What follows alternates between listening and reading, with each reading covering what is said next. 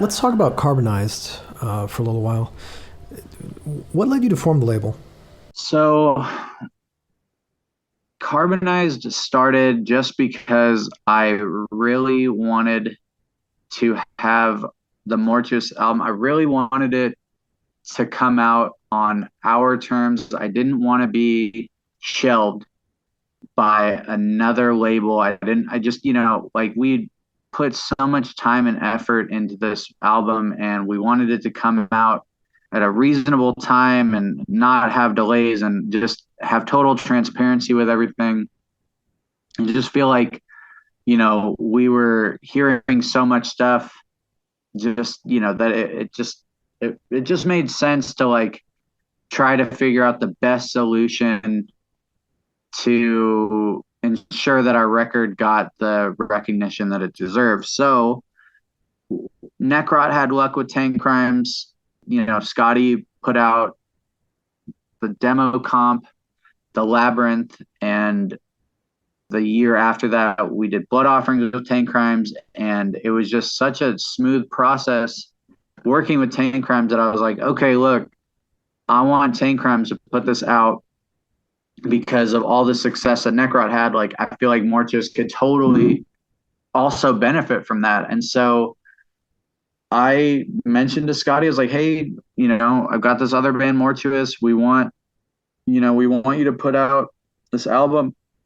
It's really sick. Like, I'm not trying to waste Scotty's time. Like, it's a great album. So it's like, if you want to do it, we'd love you to do it. And he didn't want to just because, he already has like a full plate of stuff constantly going. And it would have been, it just, it was going to be too much work for him. And so I was just like, okay. And he was also in the process of moving his operations, right? Like it wasn't personal with Mortuous. It was just he had a lot of stuff going on at the time. Yeah, yeah. None of this was personal with Mortuous just because it's like we had already established a relationship. So it was like, he's always interested in like continuing to put out, bands affiliated with his label. As long as, it can keep it in the family, sort of, so to say. But Scotty was like working out of town a lot of the time.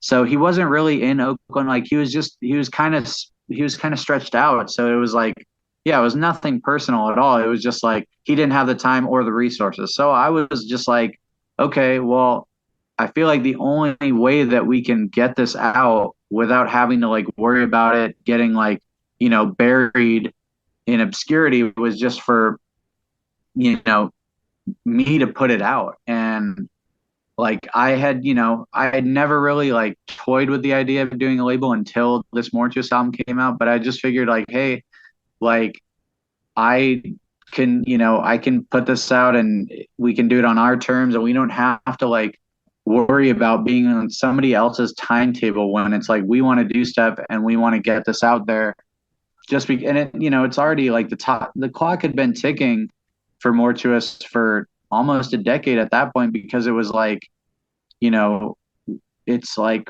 five or 6 years we decided to record through Wilderness after the band had started. And, the band only had a demo or like two demos, really.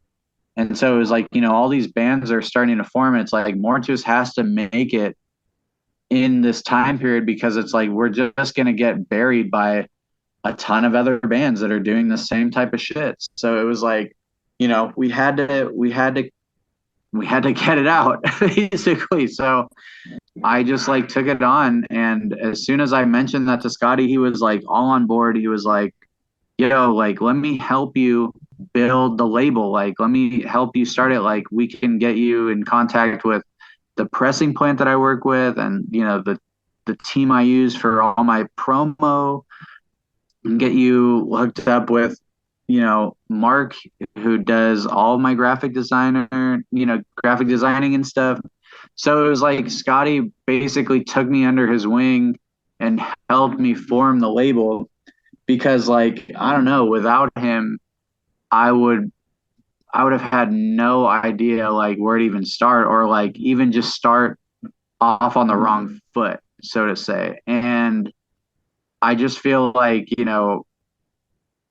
basically like with his help and, like, I guess like wisdom and advice and all that stuff, like we were able to like properly put out the Mortuous album, and it got a lot of traction.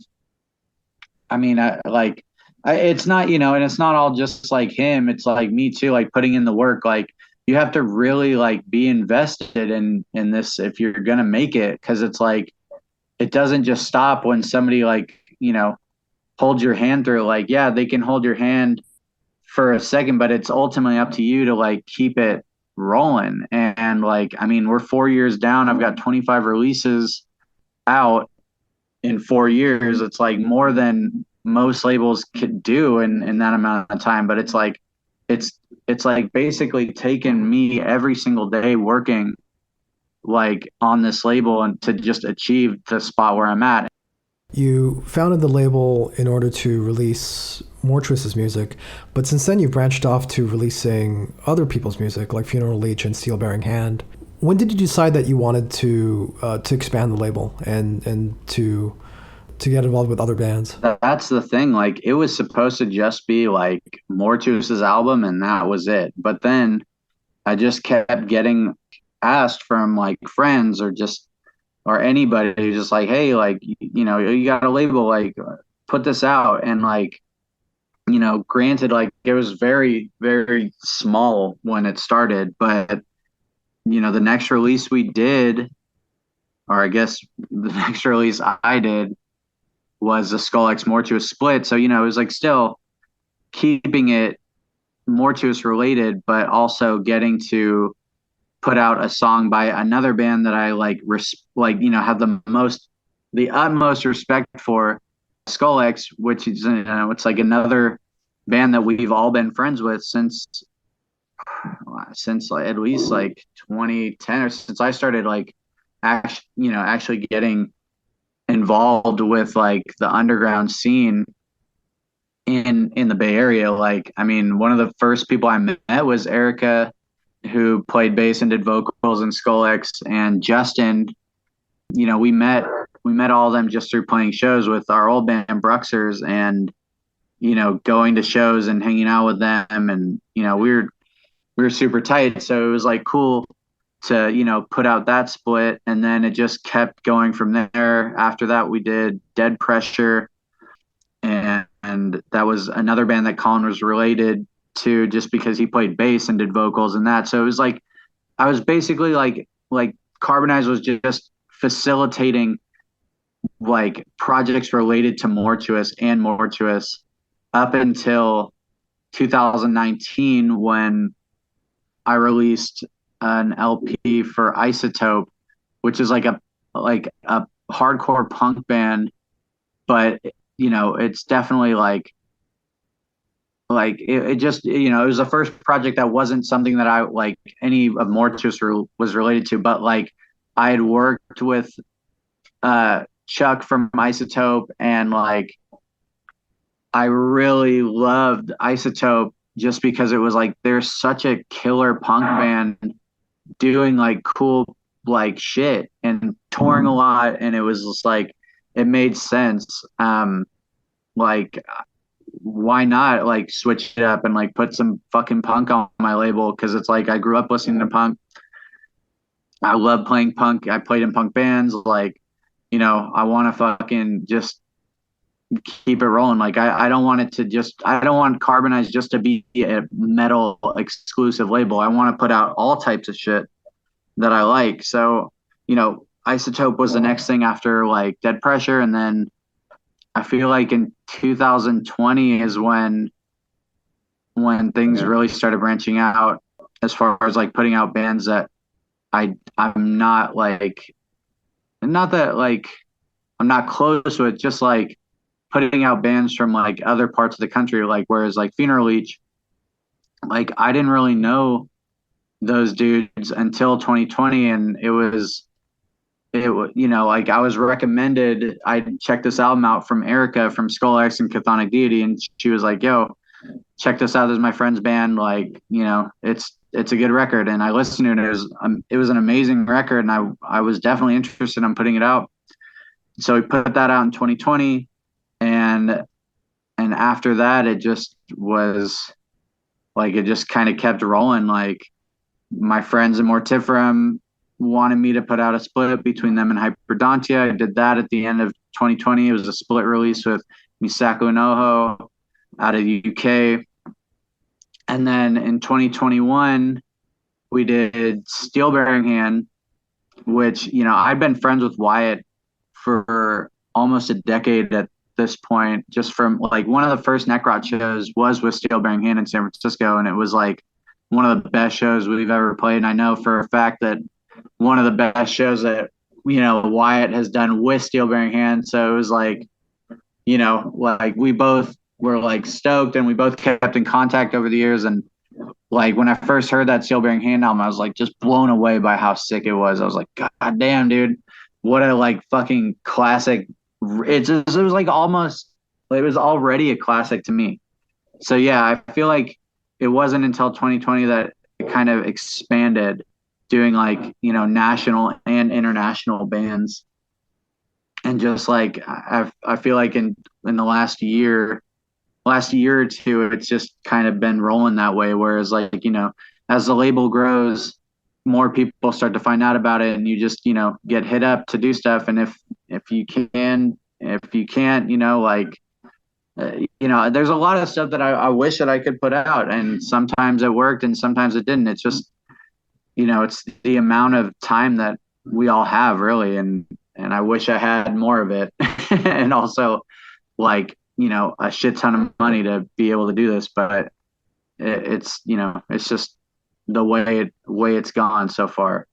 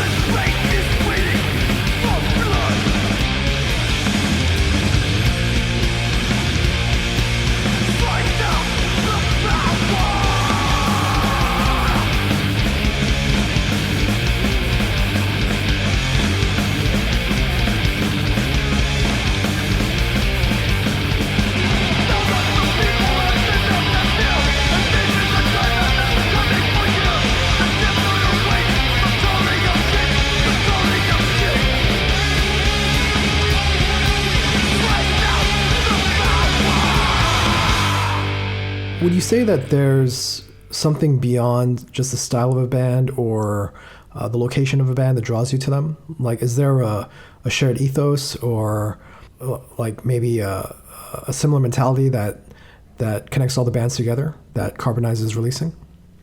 I mean, I just usually am more drawn to a band if I know them personally, just because like I can like I've already like known them and I've talked with them a bunch or we've hung out and it makes me more inclined to want to be involved with the band and what they're doing.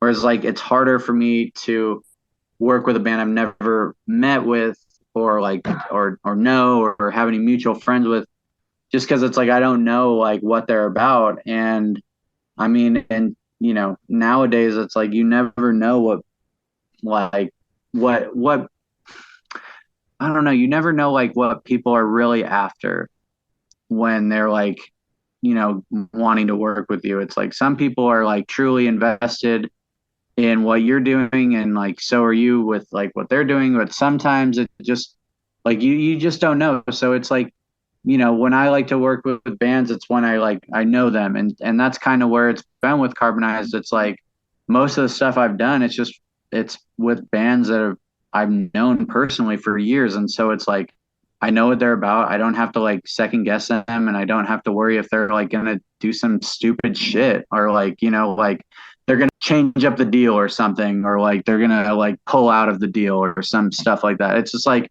it happens to like so many different labels where you work with somebody and you don't know them, and then all of a sudden like things can change at the drop of a hat, and it's like I just don't like that. And so when I try to like work with bands, it's usually just people that I know and that I can vouch for because it's like it's just easier in the long run, and you don't have to worry about any sort of like it's like you're not gonna fuck over your friends, right? Like that's just kind of how I go about it. Like I don't want to screw anybody over, and I don't want them to screw me. So it's like there you go. Like I don't know how else to describe it. It's just like just if we're on good terms, then we're on good terms. And I definitely am more gravitated towards like punk and metal bands just because it's like we all have the same ideas most of the times. Where it's like we're in this because we love it, and we're not doing it because we're just trying to like we're not doing it for clout or for fucking popularity. It's like this music isn't popular.